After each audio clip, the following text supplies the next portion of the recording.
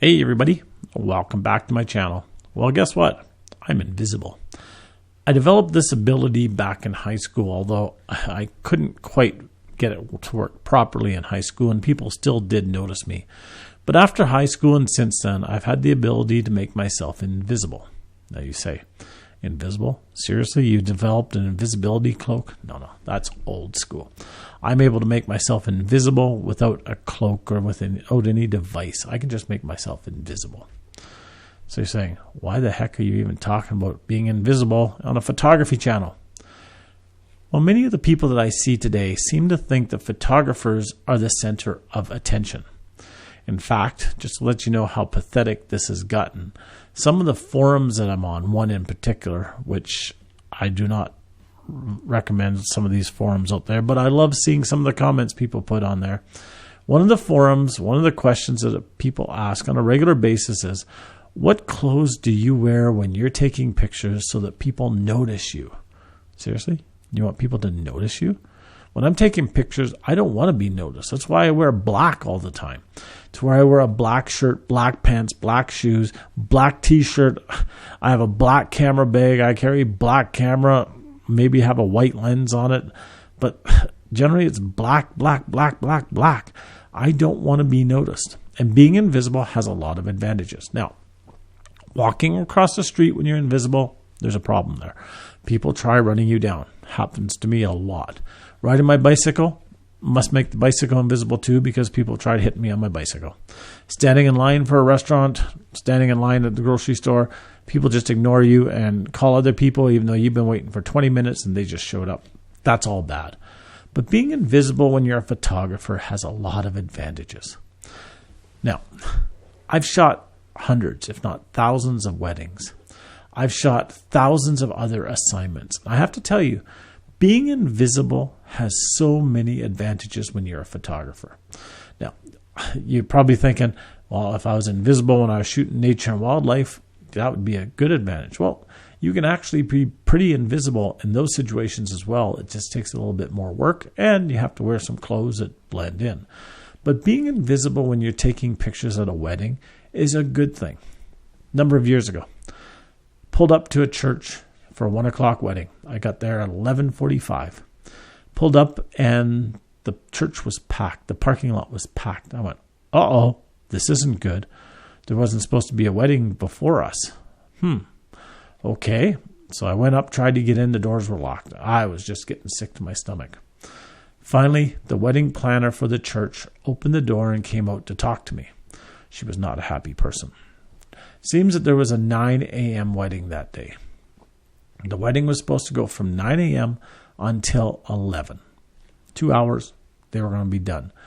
That's why they never bothered telling us that there was a wedding before us, because it wasn't back to back.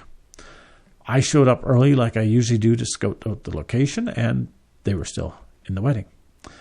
The wedding planner tells me that the photographers that were doing the videography and the photography had actually stopped the service several times so they could get different angles, so they could redo microphones, so they could get different looks that they wanted in the pictures. And I guess the minister had lost it a few times, but these photographers were insistent and they were just being a pain. Well, the ceremony finally got over about 20 minutes after I got there. By the time it got over, my bride and groom had shown up. They were trying to figure out what to do with my bride and groom so they didn't see each other, and they weren't in the way of the other wedding. The other wedding was letting out. I was standing outside. I couldn't even get in to scout out my locations. And I look up and I see this person coming towards me just fuming. And it was the minister. And this minister was upset. And he came storming out, stood about an inch in front of my face, screaming at me because the photographers before me had caused so many problems. And he said, my new rules are you're allowed in the church, you sit in the back, you don't move the whole service, and that's it. He said, I'm not putting up with this garbage ever again. And he lost it.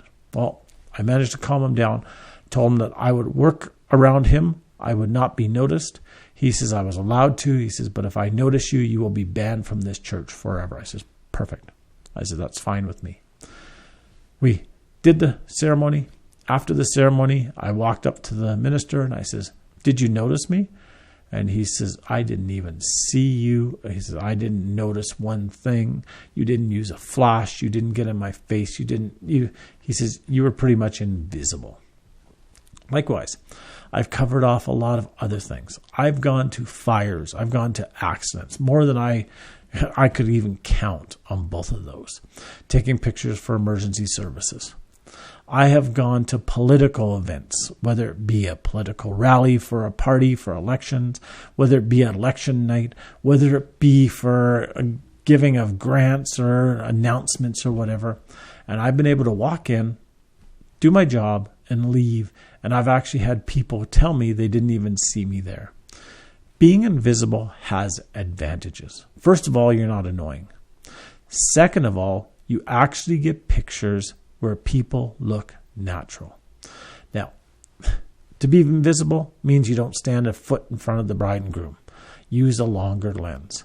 Being invisible means if there's a political speech that you're not standing in front of the person, blocking them from view from other people. It means using longer lenses. It means getting different perspective. It means being able to shoot stuff so that you're not noticed by the people that are there. Awards banquets, same thing. I went to an awards banquet one time. I was not the photographer. I was asked to be there by one of the companies that was getting an award and do some pictures just for them. I came in, had the dinner, watched the awards, and I was horrified, absolutely horrified by the way the photographers stood in front of everybody to get the pictures that they were shooting for the whole organization. I could not believe that this person made so much to do about taking pictures. They stood up there, they rearranged stuff, they moved flowers. And this was during the ceremony while they were doing the awards. Every time they took the pictures, it wasn't just one picture after the other. When the company that I was hired by got their awards, they stood on stage. I had asked the photographer to take their pictures and then step away. The photographer took their pictures, stepped away. I shot 4 pictures. I was done. We let them off the stage. The whole ceremony continued. After the ceremony, we took our group over to another area. We did about 12 to 24 pictures, and we were done. We didn't get in anybody's way. We didn't stop the production. We didn't move anything. It was just so nice.